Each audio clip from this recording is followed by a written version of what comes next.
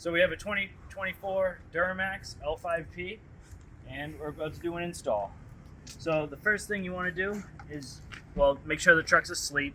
All you got to do is pop the hood and just wait for the dash light to shut off. Usually it takes like 5-10 minutes.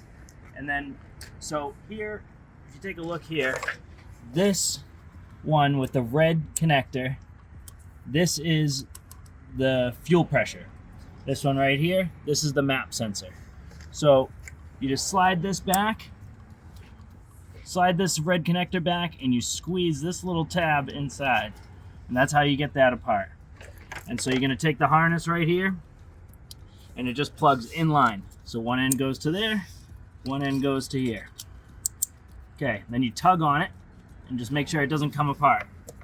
So now this other one, now these connectors, they can be a little bit of a pain, but it's the same concept. Pull that red tab back, push right here in the center, and you know, easier said than done, but make sure that red tab's all the way back, and then it should just come right apart. This one just goes just like the other one, it just goes in line.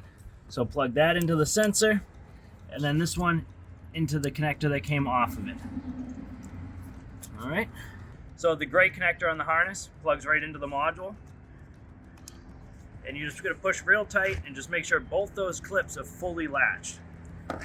And now the white connector goes to the switch. This plugs in like that, and then all the way to the left or counterclockwise is stock. Then it goes low, medium, high.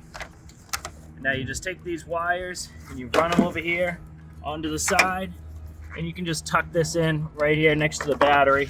There's a nice little pocket for it. If you want, you can run the switch up into the cab, but most people just leave it under the hood. Just pick a setting, maybe start medium, and turn it up from there if you'd like. But that's it, simple as that.